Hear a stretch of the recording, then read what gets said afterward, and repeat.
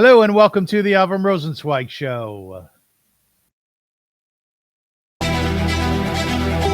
Welcome to one of the internet's best podcasts, where we dive deep into the lives of the extraordinary and fascinating people who leave an indelible mark on our world. Join us as we explore their captivating stories, remarkable achievements, and unique perspectives that shape history and inspire generations. Get ready to embark on a journey through the lives of inspiring people unlike any other.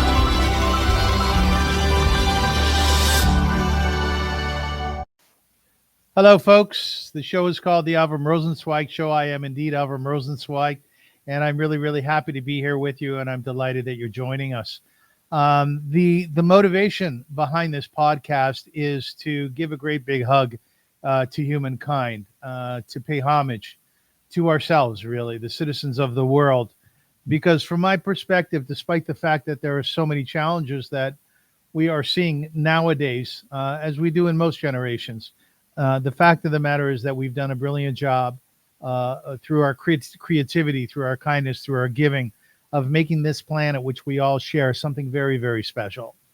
And to that end, what I'd like to do is to bring people on the show who are very inspirational in nature, individuals who have worked very hard at making themselves better, at their own personal growth, and even more than that, at making the world in which we live and the world in which we share something very special. Now, today, our guest is someone who I'm just so deeply honored to have on the show because of his incredible bio and his accomplishments in life. His name is Fox Butterfield, and that's a reason to have him on the show just in of itself. How are you, Fox? I'm very well, thank you, Avrum.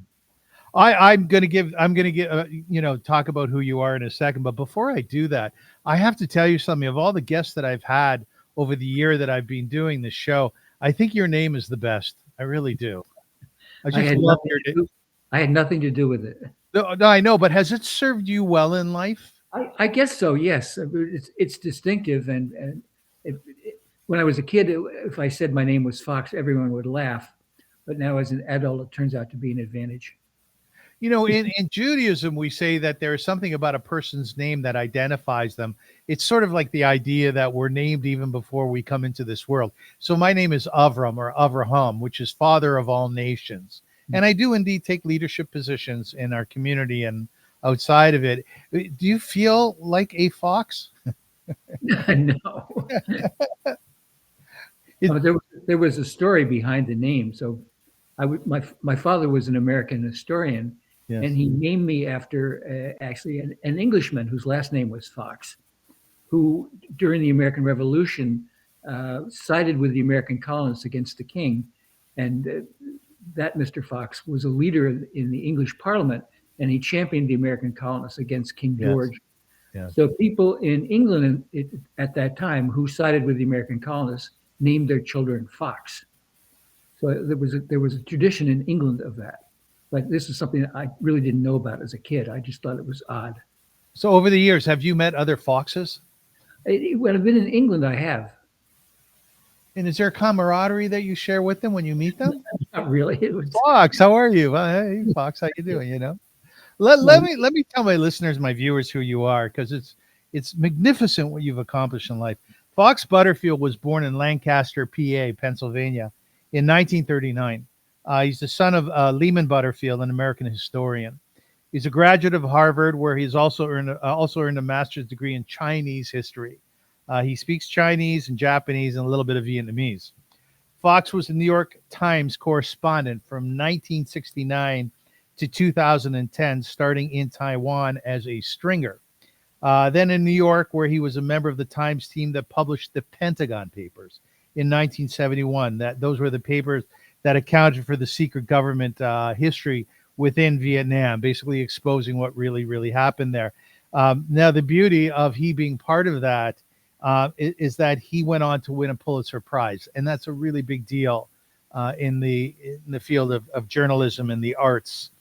Later on, he was posted in Vietnam, and he was there for 4 years until April 1975, when he was airlifted at the end of the war.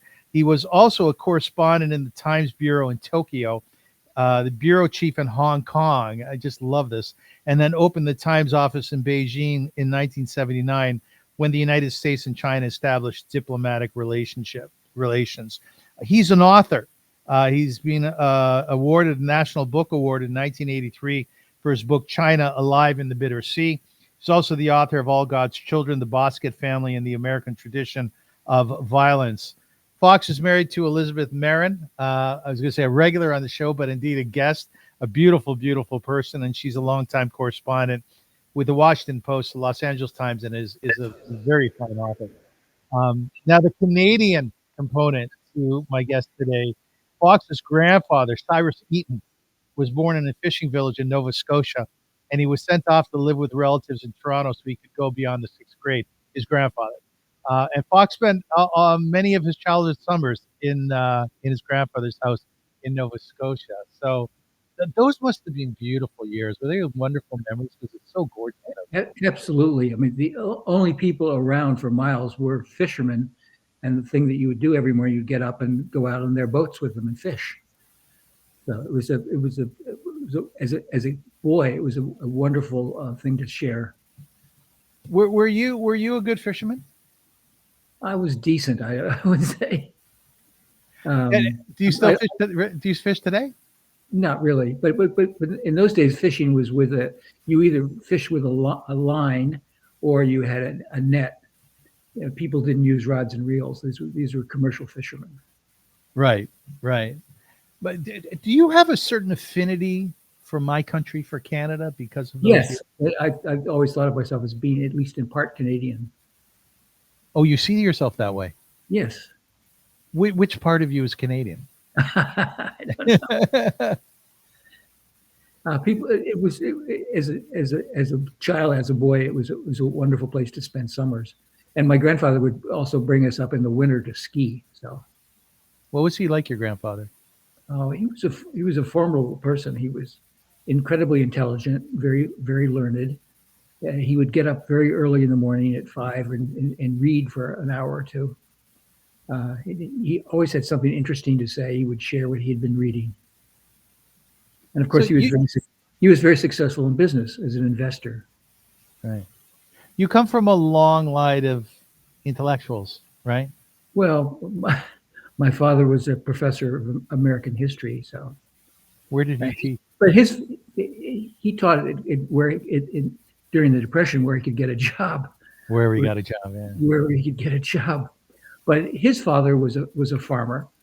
So on one side, my family had been fishermen. On the other side, they'd been farmers. So that's going back 2 generations. That's what the world was like. Do you know what kind of farming he did? Oh, he had corn was his commercial crop, but he grew all kinds of vegetables and some fruit. Oh, okay. He had a tractor. He had a tractor, and he was always on his tractor. Oh, tractors for kids are wonderful too, aren't they? Yeah. Yeah, I always see pictures of kids who live on farms riding the tractors, and they love it. He eventually became a school teacher and then the principal of the local public school. Interesting. Now, I didn't find any information about your mom. What was her name? What was she like? Elizabeth Eaton and in Butterfield. She was the first member of her family really to go to college, and she was very well educated and very smart, and she read a lot. And she also worked all her life. Did they live long enough, your parents, to see your successes? My mother died when she was 65, yes. So she didn't get to see too much. My father lived a little bit longer. So, I've been lucky to live a long life. Thank God, right? Thank God. I mentioned at the top of the show, Fox, that I was very deeply honored to be interviewing you today because of your magnificent bio, of your resume, of what you've accomplished. Do you see yourself as an accomplished person? I recognize that's true, but that's not how fundamentally I see myself. I've been lucky to the things that I set out to try to do, I was able to do. I don't sit and think about being accomplished. Right. But the question that I'm really asking is not in a way which is arrogant, but more so in a way where, like, I gather stock very often in my life. I'm 64 years old. My father passed at 61, so one has a propensity of really looking at their lives when they lose their parents, at a young age. And I am constantly trying to figure out, have I done well in my short time on this earth, or do I have a lot more to do? That's more of what I'm asking. Are you much of a legacy guy? I don't think so. Um, I've been interested in the world of ideas and politics, and particularly in culture. And I like learning foreign languages. Yes, yes. And I was lucky when I was an undergraduate in college to start studying Chinese at a time when very few Americans eh, could could study Chinese or did study Chinese. And why did you choose to study Chinese? I was an undergraduate in college, and the Korean War had just finished, but there was a danger the United States was going to go to war with China again. Uh, the Chinese nationalists on Taiwan were trying to counterattack the mainland, and there were two little islands right off the coast of mainland China, Quemoy and Matsu, that had troops from Taiwan, and they were shelling the mainland harbors, and the Chinese communists were shelling them back. And there was a real danger the United States was going to go to war with China over these two little specks of island. Yes. And I went to hear a lecture at Harvard, where I was an undergraduate, given by the Harvard's leading expert on China at the time. And he said this would just be ridiculous for the United States to go back to war with China over these two tiny islands. And I it suddenly dawned on me that here was the largest country in the world with the oldest history, and I knew nothing about it. Yes. So I decided to start going to his class on Chinese history. And then I took another class, and at the end of the semester, I wrote my exam. He called me into his office. He didn't tell me what my grade was. He just called me into his office, and I thought, oh no, I really screwed this one. Yeah. And he looked at me and he said, Fox, he said, have you ever thought of majoring in Chinese history? And the thought really hadn't occurred to me to that point. And he said, you wrote a wonderful exam. You should major in Chinese history. I didn't realize that he was kind of a missionary trying to get people interested in Chinese history, his Yes. subject, which almost nobody in the United States was studying at the time. So he said, well, if you're going to do that, he said, you should start studying Chinese language. At that time, Harvard did not teach spoken Chinese. Mhm. So I had to go to Yale, where they had a program teaching spoken Chinese, but it was only for Air Force recruits who were going to listen to Chinese Air Force traffic, counterintelligence purposes. So I went to Yale and I started studying Chinese with these Air Force recruits. And how was that? So it opened a new world to me, and I decided I needed to study more. And eventually, when I graduated from Harvard, I was able to go to Taiwan and live in Taiwan and really study Chinese. So I have a few Chinese sentences here, and I'm going to try to say them, and you tell me what they mean, okay? Yes. Wo chi chun chi pingua. I'm called, what is this? Wo chi chun What? chi Xihuan. That's she. And you know what I should do? I should give you the English. You just tell me how to say it in Chinese. It means I like to eat apples. Oh,我喜欢吃苹果. That's what I said. Okay. 我喜欢吃苹果. Your wife says, by the way, when she hears you talking Mandarin on the phone, that people always think that you're Chinese, right? They yes, which is kind of strange, but that was yes. Okay. So Here's Chinese tell me that I sound Chinese on the phone. I don't Yeah, look. you don't look Chinese, no. I don't look. How do you say, how are you today? 今天你怎么好? Yeah, that's great. Yeah, that's great. She is my friend. She is my friend, or she is my friend. She 是我的朋友. She 是我的朋友. That's great. Last one. Let's go watch a movie together. 我们去做翻译. That's great. And you speak Vietnamese as well? Well, my Vietnamese is almost gone. I can understand some. You cannot. Vietnamese is a Chinese language. It was like the southernmost of all the Chinese languages. In fact, the word Vietnam, it comes from Chinese and it means south of the state of Yue, which was the southernmost state in China. So Vietnam was the very south of China. And the languages are similar in many ways, but Mandarin has only 4 tones and Vietnamese has 9 tones. And in almost all the sounds in Chinese exist in English. So it's if you can learn the tones, which is Chinese is a tonal language, sounds go up and down and backwards. Then the Chinese pronouncing Chinese for standard American English is or Canadian English is quite easy. It's the tones that make it difficult. But Vietnamese has different sounds and many more tones. So if you went to Vietnam, could you communicate with the locals? Some, yes. I mean, still now or then, back all that years ago. Now. Some, but I mean, 50 years ago, it was a lot better than it is now. Right. So how would you say to a Vietnamese person, hello, nice to meet you? Oh, So is that too much? Yeah, it's too much right now. Okay.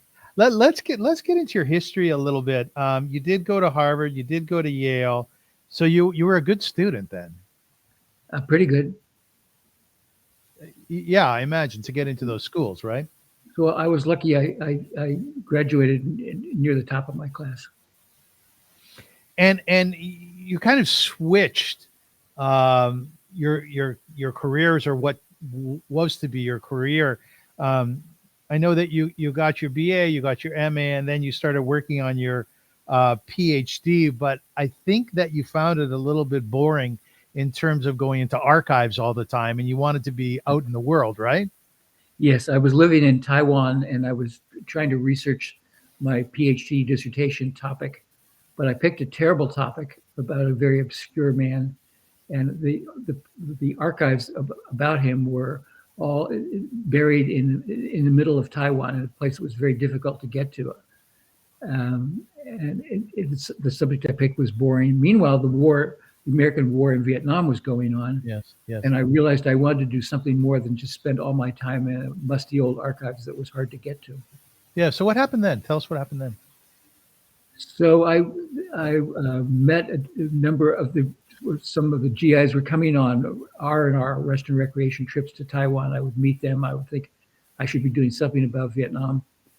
And then I met a correspondent from the New York Times who had come to Taiwan to do a couple of newspaper stories.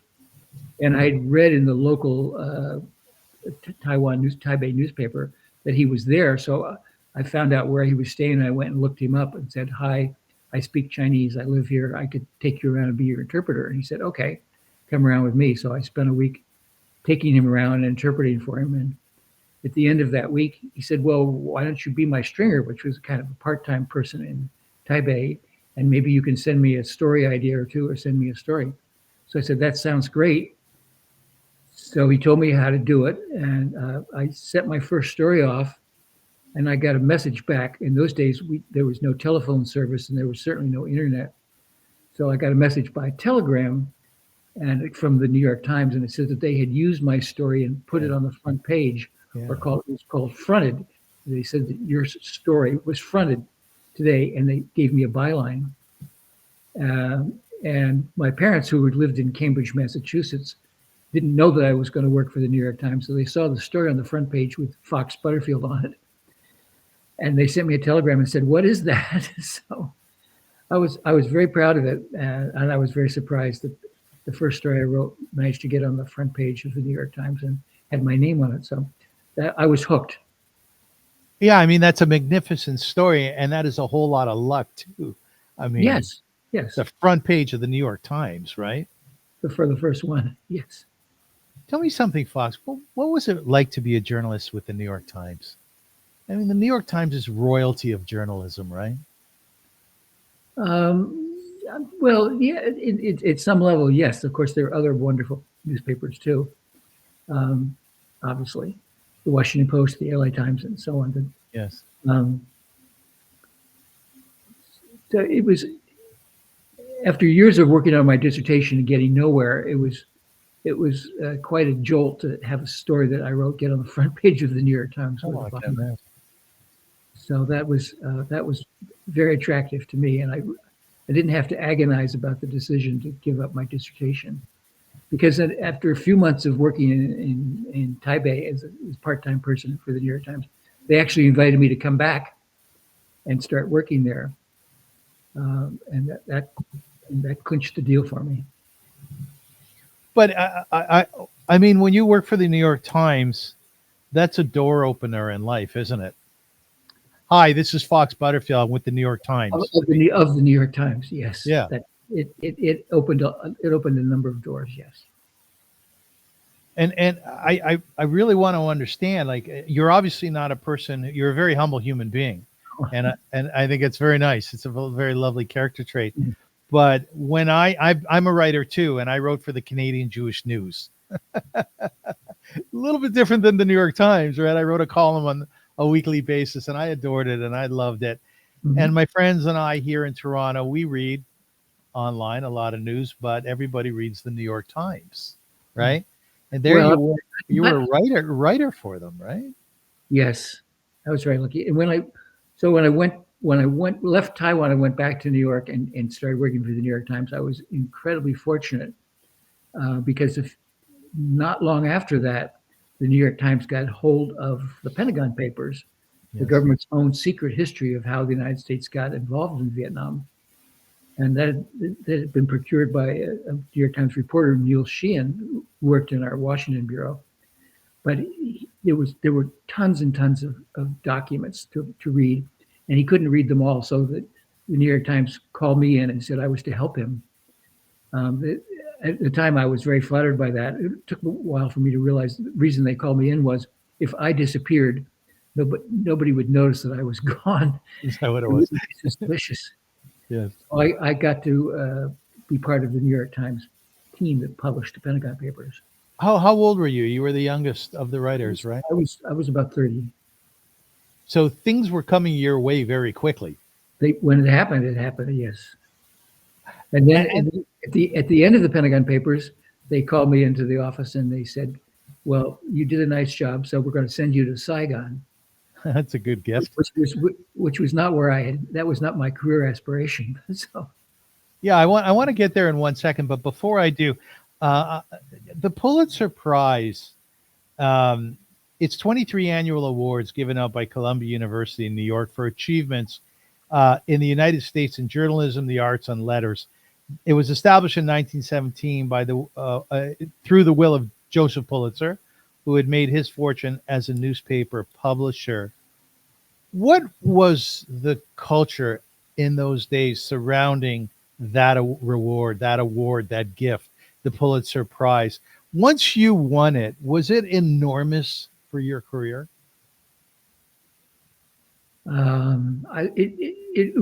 It was personally incredibly gratifying because I had really just become a correspondent. Yeah. So again, I was very fortunate. I'd been a correspondent for quite a short period of time, only a couple of, a year or two, and then I got sent off to Saigon, which was not where I intended to go, but it was a significant, very significant job, an opportunity to do some good journalism. Do you remember how you felt when they were about to send you there? I had to be was intimidated by the job and by going into covering a war, because we did go out to combat quite frequently, so it could be scary. And at the time I didn't speak any Vietnamese, and I felt I should learn some, and I should know more about Vietnam. I knew a lot about China, and I spoke Chinese, but I was almost starting afresh on Vietnam. Tell me something. What was it like to be in a war zone or in the field of war? Well, there were several hundred American correspondents in Vietnam at any given time, and they each had a different way of going about reporting it. Yes. Some like to go out to the war and go out with American military units and spend a lot of their time with American military units. and some didn't like to leave Saigon at all and just went to the daily press briefing, which was every afternoon given by American military officials and a foreign service officer. And you could learn something, but it was only the official announcement of what happened, the official view. And I tried to go out to the field as often as I could.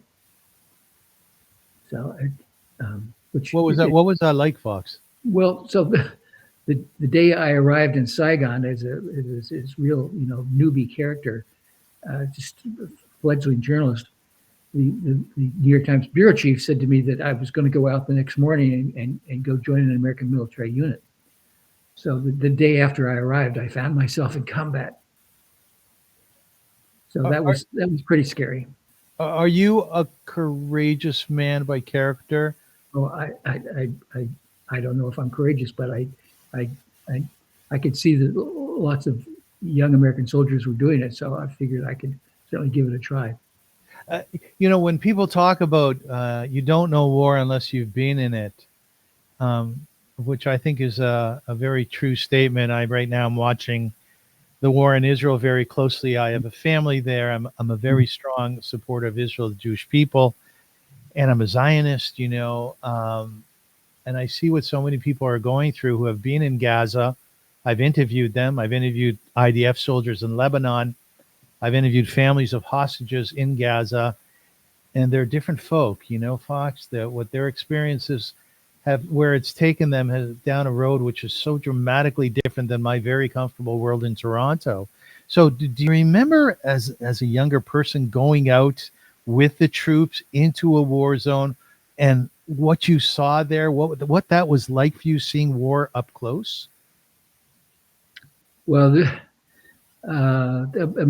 at first I was quite intimidated, scared, wasn't sure. I wasn't sure if I could measure up to it, what I could do. Yes. But in Vietnam it was very hot and humid, and there were lots of mosquitoes.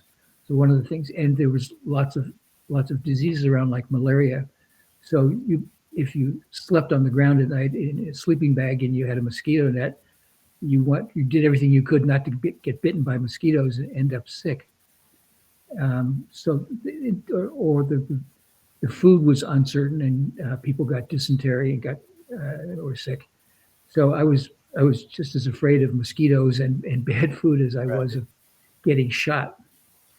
So but then after a while, you become more accustomed to it. Were you ever almost shot?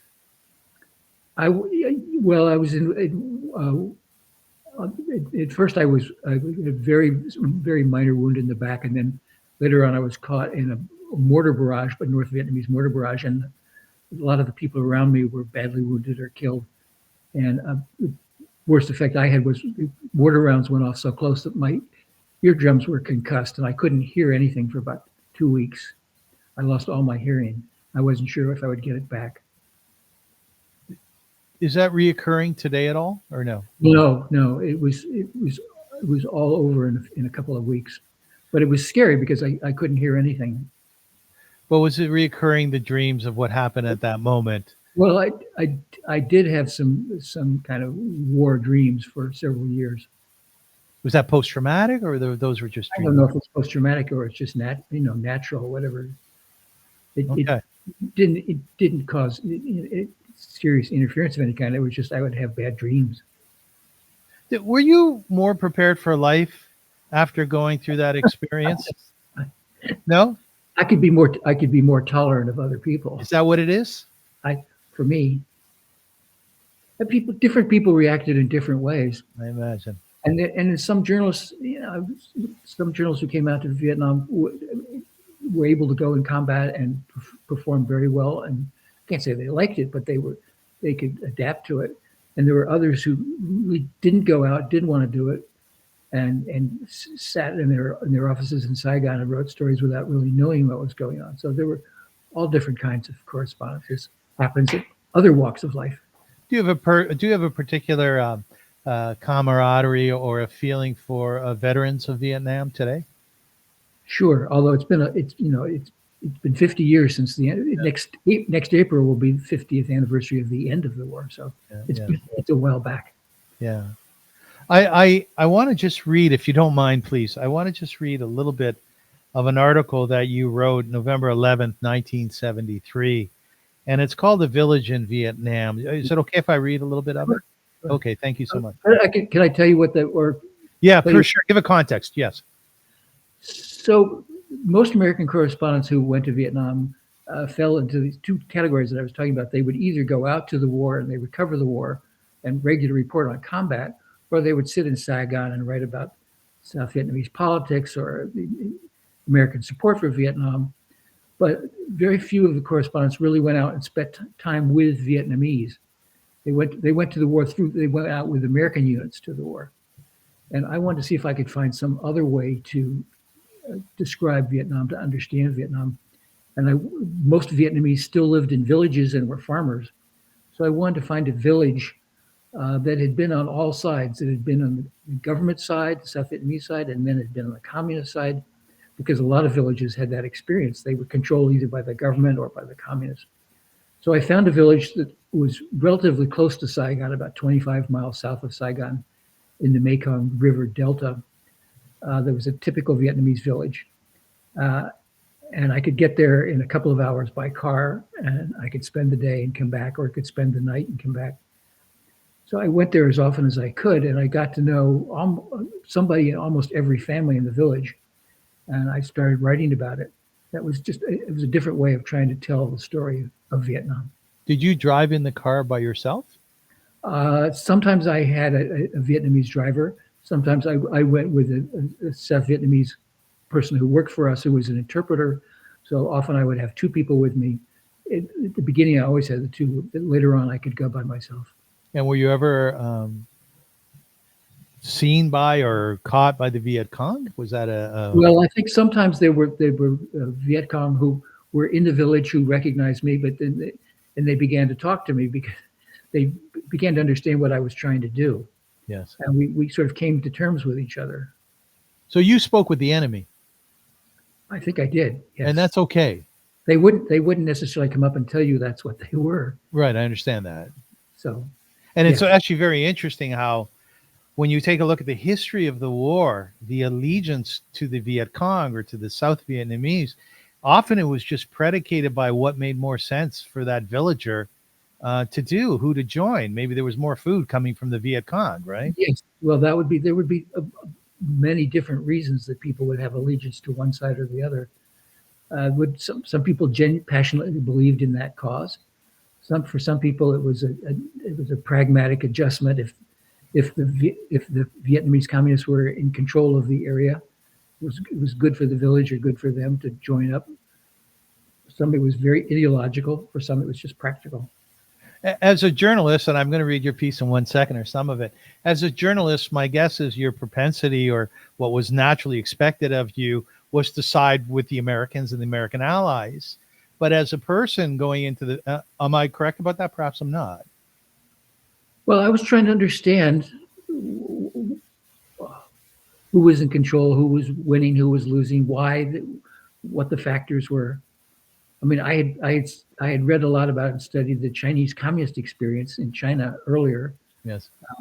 And I thought I could learn a lot about Vietnam that had not been very well reported on, because most American journalists were reporting on the American military effort.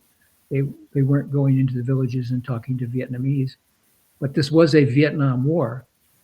So I wanted to learn about the Vietnamese side of it.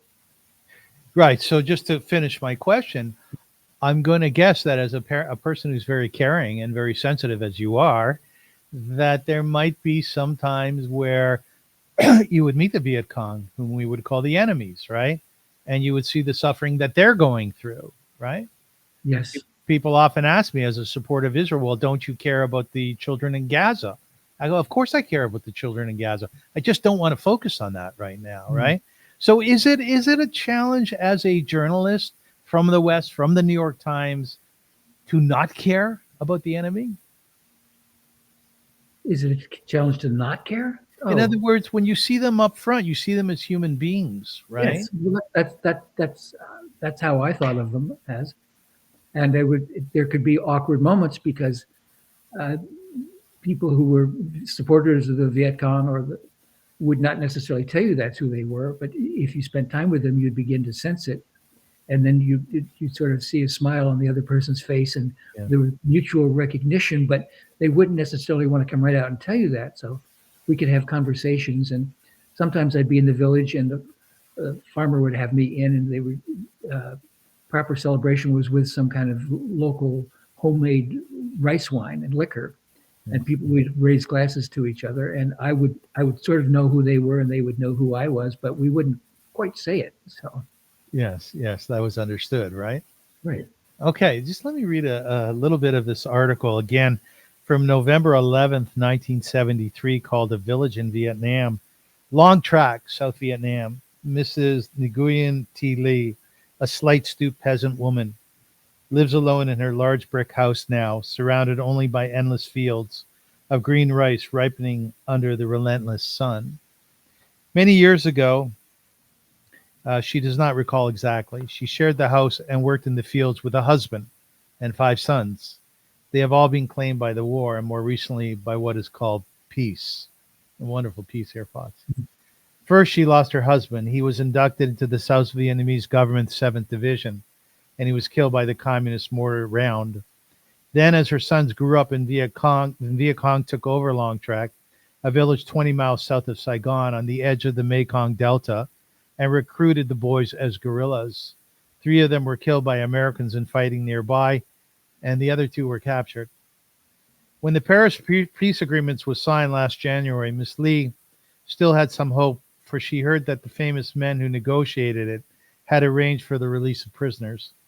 Her 4th son, in fact, was apparently released and, according to the provisions of the accord, turned over to the communists somewhere in the jungle.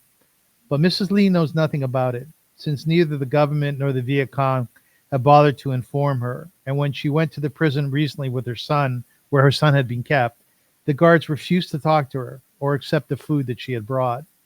The 5th son, Tien, a boyishly handsome 26-year-old with a thick shock of black hair that falls in his eyes, was also released and inexplicably allowed to return directly home. He had been away so long, 7 years. That's when he reached the village crossroads at dusk. He couldn't remember his way and had to ask for help. Prison left Tien with malaria, dysentery, and hands that trembled noticeably. And it's a wonderful article, which you can find online to speak more about that family and others. You are a purveyor of life. The more I read your stuff, the more I see about how you pick up on the little nuances. At some point during your article, you said, and a wind blew through the palms outside. And as someone, I'm very similar to that. I see what's going on around me. I think that is the greatness of your writing, that you're taking in a view of what is exactly happening at that moment. Would you agree that's your approach? Well, I just try to be a good journalist and report what I see. When you reading the story, I'm actually remembering the scene somewhere in my mind. It was very affecting to me to meet those people, and those were real Vietnamese in my mind. They had experienced all parts of the war. So the Americans were really this. We came, we stayed a while, we blew a lot of things up, and then we left. But it was their country. What was the Vietnamese family like? What was their culture like? They're hospitable. Oh, yes, there was certainly a tradition, a great tradition of being hospitable, and I was honored that they welcomed me into their household and talked to me. And I broke bread with them and I shared wine with them. They were very gracious, and I was to them, I was kind of the enemy. Yeah, I was going to ask that. Did you feel guilty? Yes, I was a stranger in their country, and American soldiers had blown up the village multiple times. Yeah. How did you deal with that guilt? I guess the easy answer is I wrote about it. I mean, it stayed with me. It, so many, most people in that village had lost at least one family member in the war, or multiple family members. Did you ever go back to visit? After the war, Yes. or do you mean I visited the village many times during the war. My wife and I went back to Vietnam a few years ago, but I did not get to the village. What was it like for you to go back? Very, very emotional, and of course, Vietnam has changed dramatically. There's been enormous economic progress. Mm-hmm. One of the most surprising thing to me was that we went back, that the people in Saigon were very happy to see us as Americans. And when I told them that I had been in Vietnam during the war, they were even more happy to see me. They wanted to talk about it. Oh, did they? Most of them were so young they didn't remember the war, but yes. But the Americans had helped bring a lot of economic progress to South Vietnam, and they liked that part. But it was the hospitality that really stuck out to me. Sorry, go ahead. I remember a few years ago, Fox, I was having some curtains put into my home, and I had a fellow come by, and he was from Vietnam. And we started to talk. I like strangers a lot. I enjoy my talks with them. Are you like that at all? Yeah. Will you talk to the cashier at your local supermarket? Oh, yes. Yeah. I mean, that's being a journalist, right? Right. And anyways, we started to talk, and he told me that he was a boy during the bombing of Hanoi. No. And he said he woke up one morning and he saw bodies piled up, one on top of the other. And he could obviously remember that moment very, very clearly and how it affected him. And I thought to myself, firstly, you never quite know who's coming through your front door to work on your house. Right? Right. And secondly, we have to be so cognizant, so aware of the suffering that so many other nations have gone through, young children, and then growing up later, and how it left them, and to be aware of that and to be empathetic towards, in this case, the Vietnamese, who I find to be lovely people, and I absolutely adore their cuisine. Would you say that's another thing that you took away from your history as a writer in Vietnam, that a certain sensitivity towards the Vietnamese? Well, I would hope so. Yeah, you would hope so, right? I would hope so. Yeah, and I was very lucky because I got to travel around to many parts of the country and meet people from all walks of life. Do you have Vietnamese friends today? Not so many. I still have a fair number of Chinese friends. Right. So let's talk about China a little bit. China opens up. Richard Nixon travels there. I actually remember that as a young man. And he decides that it's time for the Americans to create some sort of alliance with China, and China felt similarly. So because of your ability to speak Chinese, and you writing for the New York Times, you are sent over there to open up the New York Times bureau. Now, Ted Koppel said about that time, he said, for we journalists who went to China and were part of this opening up, it was like going to the dark side of the moon. Yeah. Does that resonate with you? Well, I knew Ted Koppel. We were colleagues. Yeah. For quite a period of time. I'd lived in Taiwan for 3 years. I'd lived in Hong Kong for 4 years. So it wasn't that I didn't know about China, but when I guess the way that I understood it was when China finally opened up in 1979 for Americans to go there. It not only opened up for foreigners to go there, they opened up to themselves, because after Mao died, the leaders of China decided they really needed to change things up, and there was a period of time when China really was quite open. So Chinese found not only were Chinese talking to foreigners for the first time, they were talking to each other. It had been much too dangerous for most Chinese to just come out and talk to other people, because that could be held against you, and you could be put into thought reform sessions, and you could go to prison. And it could be a scary place. But after this opening to the West in '79, they also opened the whole country up to themselves. So that made a huge difference.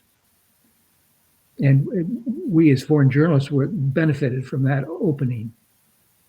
So what was it like in the beginning days to see that transition, to see the changes? Well, there were a lot of very basic things that foreigners just didn't know about China. They didn't know the extent of communist control and how it operated. And the Chinese began to talk to foreigners, but they began to talk to themselves about what they had seen over the past 30 years. So that it was this enormous opening up that occurred in China. Yeah, one of your colleagues mentioned that they were there for the opening of the first private restaurant. Yes, that would be one of the things that happened. But they were opening up and talking to each other. It was too scary, too dangerous, I guess, way to say it, to talk openly to your friends or even to your relatives about what you really thought, what you were really doing. It was a very totalitarian society. What was it like for you to be a journalist within that society? Well, the moment that we arrived in '79, things really changed internally in China. And this opening was, I got to, because I spoke Chinese, I could talk to Chinese, and they were telling me things that we had not had any idea about how dangerous it was. And well, one of your other colleagues mentioned that someone who was in the foreign ministry in China had said, go out and speak to anyone you want. They all have permission to speak to you. And indeed, he did that. And he found out the only ones who didn't know were the citizens. They didn't realize that they were given permission to speak to journalists, right? Yeah. Well, journalists were really out of bounds for a long time. You couldn't speak to journalists. But more fundamentally, Chinese just didn't talk to each other. It was way too dangerous. Yes. Things would be held against you, and people were put off in thought reform or put in prison and disappeared. You know, those were such different days in terms of communicating your articles back to headquarters. Of course, like you said, of course, there wasn't internet. You probably didn't have a lot of access to phones and so on. I think they had telexes in those days, of course. But when you would write an article, how would you get it back home? Depending on which year, which decade, or which country we were in. But a lot of the time it was still by telegram. You'd go to the local telegraph office, so what we called the cable office. And later on in my career as a correspondent, yes, there was the telex. There was a telex, right? But I'd never seen a computer until I finally came back to the United States after I'd been in China. Yeah.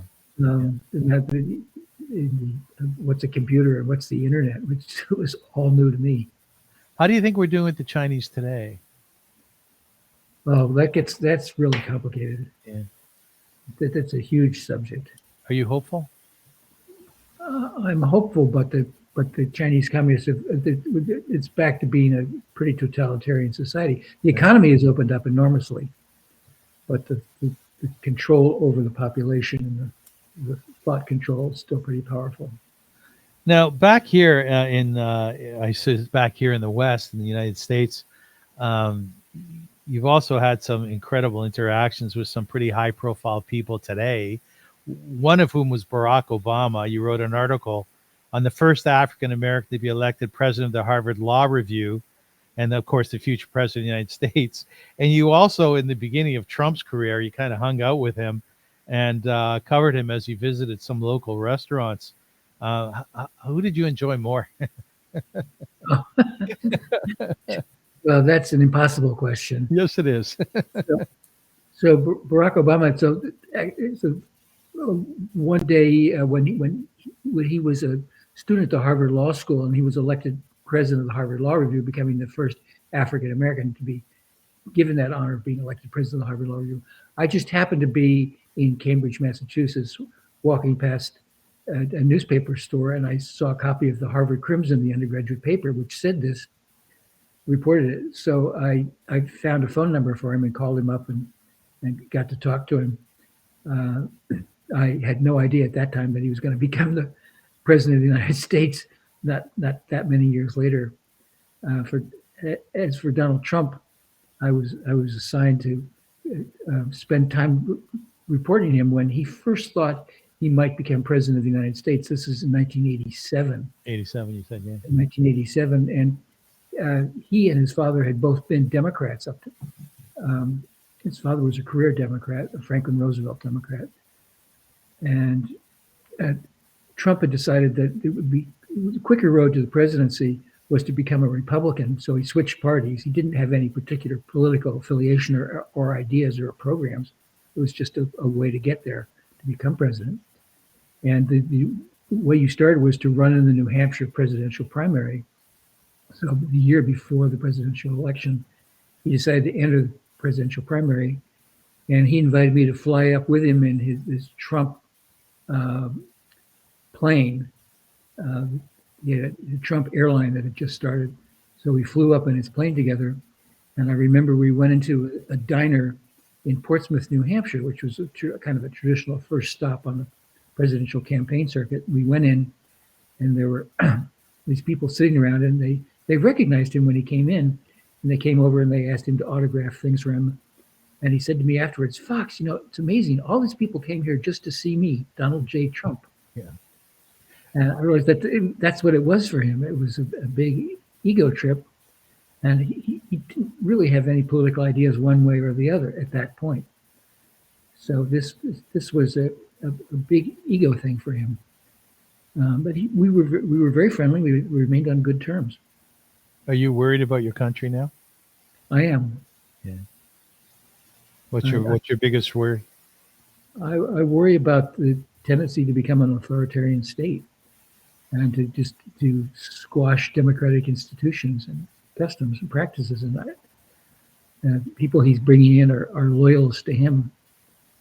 I'm very concerned about it. Yeah. My sense is that he's not going to be able to run a government because the people whom he's tapping right now to head these departments, they're not built to work together. They're not visionaries. They're people who are divisive in nature. No, but they're going to work for him, and I'm worried about him trying to actually stay on, and term limits, be damned. So that's what I would be concerned about. Yeah. One of the books that you wrote is In My Father's House, a new view of how crime runs in the family. Just a fascinating point or statistic here. Essentially what you say is as few as 5% of families account for half of all crime, and only 10% account for 2/3. Do you want to give us the context of this book in that light? Yes. So after I left being a foreign correspondent and came back and tried to live in my own country for the first time, I was kind of lost. But the New York Times had this idea that I should go out and write about one of the most notorious prison inmates in the country, a young man named Willie Boscott, who had murdered a series of people when he was very young, starting when he was only about 9 years old. He was from Harlem, and he was being kept in the most solitary confinement of any inmate in the entire country in Sing Sing prison in New York. They'd built a special cell in prison just for him because he could figure out ways to attack his guards, even though he was kept in this cell and kept manacled and shackled 24 hours a day, because he was smarter than all the guards. Although he'd never been much educated, he was incredibly smart. And I learned very quickly from him that his father and grandfather and great-grandfather, even as slaves had in the South before the Civil War, had managed to commit violent crimes. So I got interested in the history of this family, the Boscott family, and traced them back to slave times in South Carolina, and looked at the coincidence between the violence inherent in slavery and the violence that these men had picked up as they watched conditions in which slaves were held. Um, so also at this time, there was a level of violence in the United States had increased very rapidly. The amount of violent crime had gone up. So I was trying to look at the story of, measure the history of these men, the Bosket men, against the increasing crime rates. And Willie talked very openly to me. I was able to get in and interview him in prison. And we spent a number of years in touch with each other. What was that like? Well, at first it was scary and intimidating because I had no experience of life inside prisons. And I'd never really been in a prison before I went to see him. And I didn't know what would happen. And then he encouraged me to go visit his mother and his family in Harlem. And I had very little experience in that part of New York City before. So it was like a whole new world for me. Well, did you come to forget his crimes in the midst of your conversations later on? Did he become just like a human being to you, or what? Well, he was a human being. I couldn't forget his crimes. Yeah. I mean, the crimes were always there in my mind, but he was an incredibly intelligent person. Well, again, he had almost no education, but his IQ was in somewhere in the genius range, as his father's had been. What I'm trying to deduce is that when you spend enough time with a person and you get to know other sides of them, not just that one-dimensional piece, which he was a murderer as young as 9 years old, you start to be a bit more forgiving of who they are. Was that the case? Well, I don't know if you're forgiving, but you now you see other parts of who they are. I don't know that you wouldn't be forgiving of the crimes that they'd committed, but you would get to know them. Did you like him? On a personal level, yes, but you would have to nudge yourself sometimes to remember all the other bad things that he had done. I see you speak Yiddish as well. Only a word here or there. Yeah. Listen, Fox, I know that you don't really think like this, and I appreciate it and respect it. But just even in the course of our interview here today, listening to what you've accomplished in life in terms of your visitations to the Vietnamese villages, in terms of your discussions with the Viet Cong, going in and speaking to this man who's reputed to be one of the biggest murders of all time in the United States and writing about it. I mean, you really have had some incredible experiences in life. You really have. I've been very fortunate. Yes, you have. And you've worked very hard for that as well. So, I mean, in Hebrew, we say kol hakavod, which means all the power to you. Like, well done. Well done. You're very inspiring. Well, that's very kind of you. I think you're very inspiring. You are. Well, that's very generous.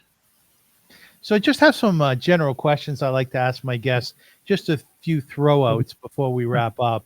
You can answer them or you don't have to. My first question is, what's your idea of perfect happiness? Oh, having a good wife and happy family and children. Of which you do, right? Yes. Yeah, Elizabeth is a beautiful person. How long have you been married for? Almost 40 years. It's a long time, isn't it? Yes. Yeah. Do you remember life before Elizabeth? Vaguely. Yeah, that's a good answer, by the way. She probably wouldn't think I should be telling you, but we met at a dinner party at the president of Harvard's house. Oh, really? Yes. She was there she was the correspondent for the LA Times. She was invited there to meet a very distinguished professor who was the guest of honor at the dinner. And she was writing a story about him. And I was invited to meet an eligible and attractive woman. She was very attractive, but not eligible at the time. And I was not supposed to be meeting her. I was supposed to be meeting somebody else. Well, were you impressed? I saw her. There's no question. Love at first sight. Were you impressed with Elizabeth and what she had accomplished at that time? Of course. Yes. What's your greatest fear in life? Oh gosh, that's a hard one.